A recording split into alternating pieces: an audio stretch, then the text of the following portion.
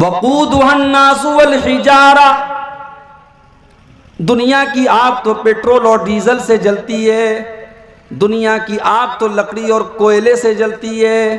वक़ूदुहन्नासु वल हिजारा, जहन्नम की आग का ईंधन इंसान और पत्थर होंगे।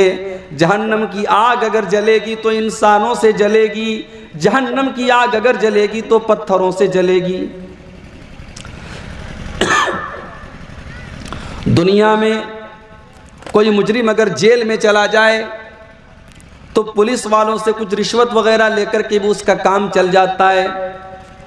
दुनिया में अगर कोई जेल में चला जाए, कोई बड़ा अपराधी है, कोई बाहुबली है, कोई गुंडा है, तो जेल के अंदर भी वो ऐशो आराम की जिंदगी गुजारता है। अल्लाह फरमाता है हमारी जहन्नम के अंदर ऐसा कोई सिस्टम नहीं है। अलैहा मलाइकतुन गिलाजुन शिदादुल ला यासूनल्लाह मा अमरहुम, हमारी जहन्नम के जो दारोगाएं, हमारी जहन्नम के जो रखवाले, हमारी जहन्नम के जो चौकीदार हैं, जो जेलर हैं, वो किसी के साथ कोई नरमी करने वाले नहीं हैं, वो किसी के साथ कोई मुरव्वत करने वाले नहीं हैं, वो पैसा खाने वाले नहीं हैं, वो रिश्वत लेने वाले नहीं हैं। अलैहा मलाइकतुन गिलाजुन शिदादुल ला यासूनल्लाह मा अमरहुम, वो अल्लाह के फरिश्ते हैं, वो अल्लाह के हुक्म के अलावा कोई और काम कर ही नहीं सकते। वो बड़े सख्त होते हैं, बड़े कठोर होते हैं। वो जहन्नमियों के साथ कोई दया का, कोई रहम का, कोई कृपा का, कोई मुरव्वत का वो मामला नहीं करेंगे। जहन्नम से बचो और अपने घर वालों। आज मुसलमान लड़कियां गैरों के साथ भाग रही हैं मेरे प्यारे भाई। किशनगंज से लेकर के, कटिहार से लेकर के, पटना से लेकर के, बनारस और मऊ से लेकर के दिल्ली और मुंबई तक बहुत बुरा हाल है मेरे भाई। होटलों के कमरों में अब गैर मुस्लिम लड़कों के साथ बुर्का और नकाब पहनने वाली मुसलमान लड़कियां जा रही हैं। अपनी इज्जत ही का सौदा नहीं कर रही हैं, अपने ईमान तक का सौदा कर रही हैं। और इस्लाम के दुश्मनों ने पूरी प्लानिंग के साथ एक मिशन चलाया है मुसलमान लड़कियों को फंसाने का। क्योंकि मुसलमान लड़के तो गुटखा खाने में बिजी हैं, मुसलमान लड़के तो आवारा गर्दी करने में बिजी हैं, मुसलमान लड़कों को पढ़ाई लिखाई से कुछ खास मतलब है नहीं। तो मुसलमान लड़कियां जो कॉलेजों में पढ़ रही हैं, जो यूनिवर्सिटी में पढ़ रही हैं, जो आला तालीम हासिल कर रही हैं, उन्हें प्यार और इश्क करने के लिए गैर मुस्लिम लड़के ज़्यादा अच्छे समझ में आ रहे हैं, ज़्यादा मुनासिब समझ में आ रहे हैं। और यही वजह है कि बड़े शहरों से लेकर के छोटे शहरों तक आज मुसलमान लड़कियां एक बड़ी तादाद में गैर मुस्लिम लड़कों के जाल में फंस रही हैं। और ऐसे भी केस आए हैं कि गैर मुस्लिम लड़के ने शादी की, उसको इस्लाम से निकाला, उसको मुर्तद बनाया, उस औरत को काफिर बनाया, उसके ईमान को भ्रष्ट किया, उसके ईमान को ख़त्म किया, और उसके बाद उसके साथ अपनी हवस को पूरा किया, और उसके बाद उसे बड़ी बेदर्दी से कत्ल भी कर दिया, उसकी जान भी ले ली। यानी ईमान से भी हाथ धो रही हैं और जान से भी हाथ धो रही हैं। मेरे प्यारे भाइयों, अगर आपके घर में भी बेटी पल रही है, अगर अल्लाह ने आपको भी लड़की दी है, बेटी दी है, तो याद रखो बेटी का बाप होना ये बहुत बड़ी बात है। अल्लाह ताला ने अगर आपको बेटी दिया है, आप एक बेटी के बाप हैं, अगर आप एक बेटी की माँ हैं, तो अल्लाह ने आपको बहुत ऊंचा मकाम दिया है। अल्लाह के नबी फरमाते हैं मन आला जारियतैनी हत्ता तबलुगा, जिसने दो बेटियों की परवरिश की, जिसने दो लड़कियों को पाला, यहाँ तक कि वो लड़कियाँ जवान हो गईं, लड़कियों को जवान होने तक उनको पाला पोसा, उनका हक अदा किया। अल्लाह के नबी फरमाते हैं जा यौमल क़ियामती अना व हुआ कहातैन, आपने अपनी दोनों उंगलियों को दिखा करके फरमाया कि दोनों लड़कियों को पालने वाला, चाहे वो माँ हो चाहे वो बाप हो, वो कल क़यामत के दिन अपने नबी के साथ आएगा। जैसे ये दोनों उंगलियां एक दूसरे के साथ हैं, लड़कियों को पालने वाला और लड़कियों की सही परवरिश करने वाला कल क़यामत के दिन अपने नबी के साथ रहेगा। मेरे प्यारे भाइयों, लड़की को अल्लाह ने अगर आपको लड़की का बाप बनाया है, आपके घर में आपकी बेटी है, तो आप बड़े खुशनसीब हैं। अल्लाह ने आपको जन्नत में जाने का एक मौका दिया है। मगर मेरे प्यारे भाइयों, ये बेटी एक बहुत बड़ा इम्तिहान बन करके भी आपके घर में आती है। इस बेटी की सही तरबियत करना है, इस बेटी को ज़माने की निगाहों से बचाना है, इस बेटी को गलत रास्ते पर जाने से बचाना भी आपकी ड्यूटी, आपकी जिम्मेदारी है। जानना चाहते कि बेटी कितना बड़ा इम्तिहान है? आइए एक वाक़या आपको सुनाता हूं। बुखारी और मुस्लिम की रिवायत है। अम्मा आयशा फरमाती हैं, एक दिन मैं घर में बैठी हुई थी, एक मांगने वाली औरत आती है, साइला आती है। उसने मुझसे कुछ खाने को मांगा। उस औरत के साथ दो छोटी छोटी बच्चियां भी थी, दो छोटी छोटी लड़कियां भी थी। अम्मा आयशा फरमाती है, मैंने पूरे घर में तलाशी ले ली और पूरे घर में तलाशी लेने के बाद मुझे सिर्फ एक खजूर मिली। मैंने वो खजूर उठा करके उस औरत को, जरा गौर से सुनना, बुखारी के अल्फाज हैं, उस औरत ने खजूर को लिया, फशक कहा इसनतैन, उसके दो टुकड़े कर दिए, आधा एक बच्ची को दे दिया, आधा एक बच्ची को दे दिया। दोनों बच्चियों को उस औरत ने खजूर के दो टुकड़े करके दे दिए। वलम ताकुल मिनहा शैया, और खुद उस औरत ने कुछ नहीं खाया। जब वो औरत चली गई, हजरत आयशा ये मंजर देख करके बहुत मुतासिर हुई। शाम को जब अल्लाह के रसूल आए, अम्मा आयशा ने अल्लाह के रसूल को पूरा वाकया सुनाया और कहा, अल्लाह के रसूल ऐसा ऐसा मामला आज पेश आया था। एक औरत आई थी और उसको मैंने खजूर दिया और उस खजूर को उसने दोनों बेटियों को दे दिया, उस औरत ने खुद नहीं खाया। अब अल्लाह के नबी का जवाब सुनो, बेटी वालों, बड़े खुशनसीब भी हो और बहुत बड़ा इम्तिहान भी अल्लाह ने आपके सर पे डाला है। अल्लाह के नबी ने फरमाया, ऐ आयशा मनिबुतुलिया मिन हाज़िहिल बनाति शैअन कुन्न लहू सित्रम मिनन नार।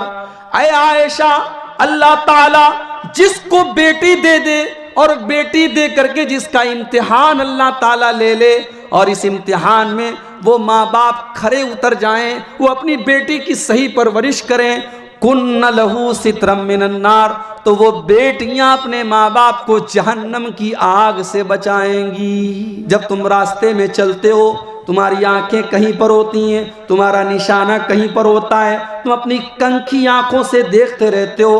अल्लाह ताला तो तुम्हारी आंखों की चोरी को भी जानता है। वमा तुख्फी सुदूर, अरे अल्लाह तो वो है जो दिल के अंदर चलने वाले ख्यालात को भी जानता है। दुनिया के अंदर अभी तक कोई ऐसी मशीन पैदा नहीं हुई जो दिल के ख्यालात को देख सके, जो ऐसा कोई अल्ट्रासाउंड पैदा नहीं हुआ, ऐसी कोई मशीन पैदा नहीं हुई जो दिल के ख्यालात को देख सके, मगर अल्लाह ताला तो वो है जो दिल के ख्यालात को भी जान लेता है। दिल के अंदर क्या चल रहा है अल्लाह को तो वो भी पता है। मेरे भाइयों, अगर इंसान के दिल में सिर्फ ये बात बैठ जाए कि अल्लाह देख रहा है, तो इंसान बहुत सारे गुनाहों से। ऐसा कपड़ा अपनी बहू बेटी को ला करके दे रहे हैं कि कपड़ा पहन करके उसका बदन नजर आ रहा है, वो रास्ते में चल रही है, लोग उसको तमाशा बना रहे हैं। अगर ऐसा कपड़ा आपने अपनी बहू बेटी को ला के दिया है, तो जरा ये हदीस भी आप सुन लीजिए। अल्लाह के नबी फरमाते हैं, सलासतुन ला यंजुरुल्लाहु इलैहिम अज़्ज़ व जल्ल यौमल क़ियामह, क़यामत के दिन तीन लोग ऐसे होंगे जिनकी तरफ अल्लाह ताला देखेगा भी नहीं, न तो उनसे बात करेगा, न उनको गुनाहों से पाक व साफ करेगा, न उनको अल्लाह ताला उनकी तरफ रहमत की नज़र से देखेगा। तीन लोग ऐसे बदनसीब होंगे कि क़यामत के दिन अल्लाह ताला उनकी तरफ देखेगा भी नहीं। वल मरअतुल मुतरज्जिला, ऐसी औरत जो मर्दों के जैसी चाल ढाल अपनाए, टी शर्ट और पैंट पहन करके चले, टॉप और स्कर्ट पहन करके चले, मर्दों के जैसा कपड़ा पहन करके चले, मर्दों के जैसा छोटा छोटा बाल रखे, मर्दों की तरह बात करे, मर्दों की नकल करने वाली और मर्दों की चाल ढाल अपना। मैं यहां पर एक बात आपसे यह भी कहना चाहूंगा, अपनी बेटियों को प्यार दो मेरे भाइयों। कभी कभी ऐसा भी होता है कि बेटियों को घर में प्यार नहीं मिलता है, न माँ उनसे प्यार से बात करती है, न बाप उनसे प्यार से बात करता है। जब घर में उनको प्यार नहीं मिलता है तो मोबाइल पर कोई छोटा सा आई लव यू बोल दे, आई मिस यू बोल दे, तभी वो लड़की पिघल जाती है। जब घर से मोहब्बत नहीं मिलती है तो बाहर से कोई भी मोहब्बत का दावा करे, लड़की फौरन एक्सेप्ट कर लेती है। अपनी बेटियों को प्यार दो, अपनी बेटियों को मोहब्बत दो, अपनी बेटियों को रिस्पेक्ट दो। हमने इसी समाज में ऐसी भी लड़कियों को देखा है, बाप उनसे जिंदगी बर्बाद नहीं करता है। बाप का यह कहना है कि मेरे बच्चे मुझसे डरते हैं, मैं घर में जाता हूं तो मेरी बेटियों की मजाल नहीं है, मेरी बेटियां मुझसे बात नहीं करती हैं। मेरे प्यारे भाई, ये किसका तरीका है? ये कम से कम इस्लाम का तरीका तो नहीं है, ये जनाब मुहम्मदुर रसूलुल्लाह सल्लल्लाहु अलैहि वसल्लम का तरीका तो नहीं है। मेरे नबी तो अपनी बेटियों से बहुत प्यार करते थे, बहुत मोहब्बत करते थे। अल्लाह के रसूल की 4 बेटियां थीं। सबसे बड़ी बेटी का नाम ज़ैनब था। ज़ैनब की शादी आपने कराई अबुल आस से। जब शादी हुई थी तो अबुल आस मुसलमान नहीं थे और अभी अल्लाह के नबी भी नबी नहीं थे। नबी होने के पहले शादी हुई थी अबुल आस से। जब इस्लाम की पहली लड़ाई होती है ग़ज़वा बद्र की लड़ाई में मुसलमानों के खिलाफ लड़ने वालों में नबी का ये दामाद अबुल आस भी आता है, जो अभी मुसलमान नहीं हुआ है। अपनी कौम के दबाव में, प्रेशर में अबुल आस भी इस लड़ाई के मैदान में आते हैं। और जब जंग खत्म हो जाती है और गिरफ्तार होने वाले कैदियों को जब पकड़ करके लाया जाता है, उन कैदियों में नबी अकरम के ये दामाद अबुल आस भी गिरफ्तार होकर के आते हैं। जब अल्लाह के नबी अपने सहाबा से कहते हैं कि जो कैदी गिरफ्तार होकर के आए हैं उनसे पैसा ले लो, उनसे फिदिया ले लो, उनको रिहा कर दो, तो अल्लाह के नबी की सबसे बड़ी बेटी ज़ैनब भी अपने शौहर को छुड़ाने के लिए अपने गले का हार लेकर के आती हैं और मुसलमानों को वो हार दे करके कहती हैं मेरे शौहर को छोड़ दो, मेरे शौहर को रिहा कर दो। जब अल्लाह के रसूल के सामने आपकी बेटी का वो हार लाया जाता है, अल्लाह के नबी अपनी बेटी के हार को पहचानते थे। ये हार अल्लाह के नबी की पहली बीवी हजरत खदीजा ने अपनी बेटी ज़ैनब को उनकी शादी के मौके पर दिया था। अल्लाह के नबी अपनी बेटी के हार को देखते हैं, नबी अकरम की आंखों से आंसू बहने लगते हैं, नबी अकरम ज़ारो कतार रोने लगते हैं और अपने साहबा से कहते हैं, ओ मुसलमानों, अगर हो सके तो ज़ैनब का हार उसको वापस कर दो, ये मेरी बीवी खदीजा की यादगार है, ये मेरी बीवी खदीजा ने अपनी बेटी की शादी के मौके पर दिया था। मुसलमानों ने वो हार वापस कर दिया।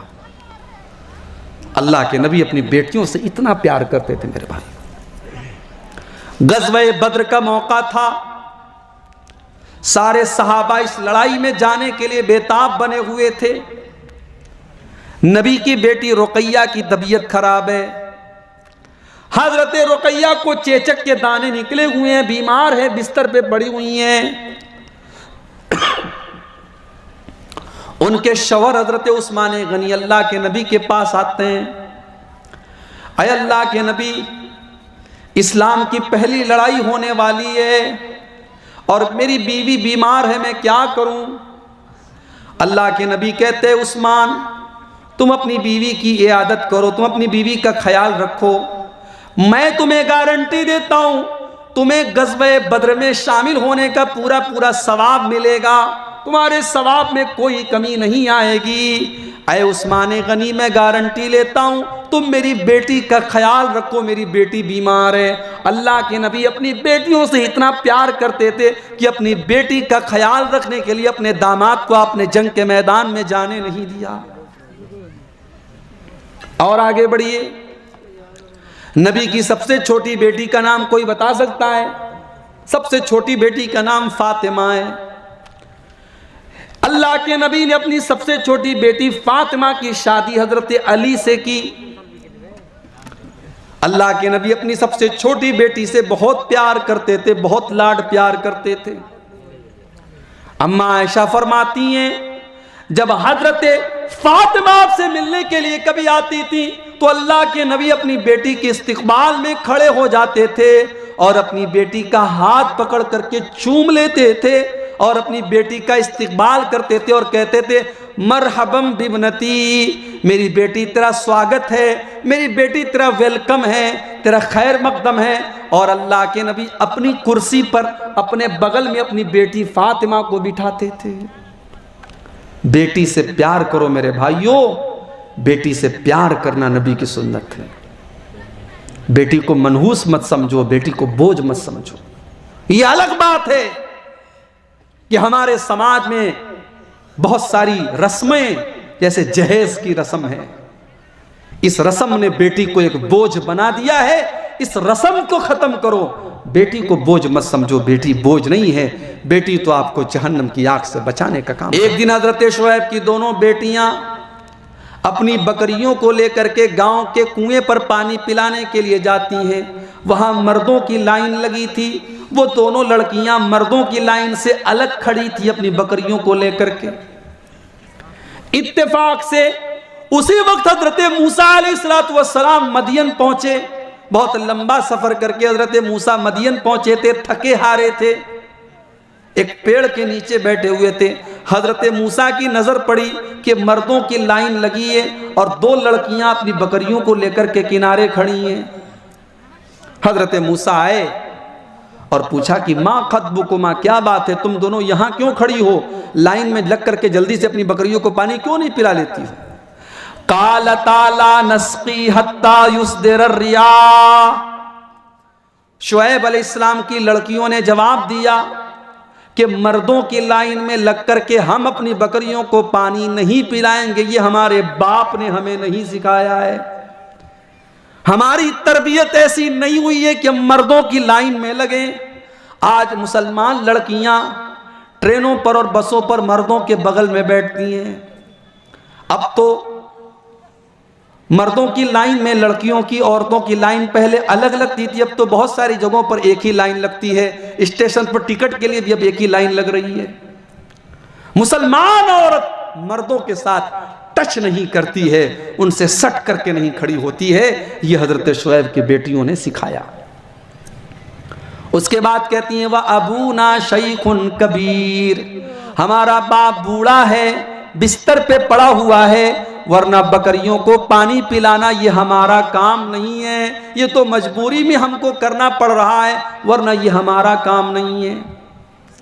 हजरत मूसा अलैहिस्सलाम ने देखा कि दोनों लड़कियां बेचारी लाइन में कब तक खड़ी रहेंगी। उन्होंने कहा, अच्छा इधर एक काम करो, मुझे अपनी बकरी दो। उनकी बकरी को उन्होंने पकड़ा और सारी भीड़ को क्रॉस करके आगे बढ़े। और मूसा अलैहिस्सलाम माशाअल्लाह बॉडी बिल्डर भी थे। उन्होंने कुएं का पत्थर अपने हाथ से उठाया और कुएं के पानी को खींचा और बकरियों को पानी पिलाया और बकरियां उनके हवाले कर दी। दोनों लड़कियों ने बकरियों को लिया और अपने घर चली गई। आज का हमारे दौर का नौजवान होता और किसी लड़की की ऐसी मदद करता तो जाते जाते पूछता, आपका नाम क्या है, आपका मोबाइल नंबर ज़रा बता दीजिए, फेसबुक की आईडी बता दीजिए। हजरत मूसा अलैहिस्सलाम ने एक मुसलमान नौजवान का कैरेक्टर पेश किया कि अगर कोई लड़की है, कोई औरत है, मुसीबत में घिरी है, तो उसकी कमजोरी का फायदा मत उठाओ, उसकी मदद करो और मदद करके उसका मोबाइल नंबर हासिल करने की और उसका नाम पूछने की जरूरत मत महसूस करो।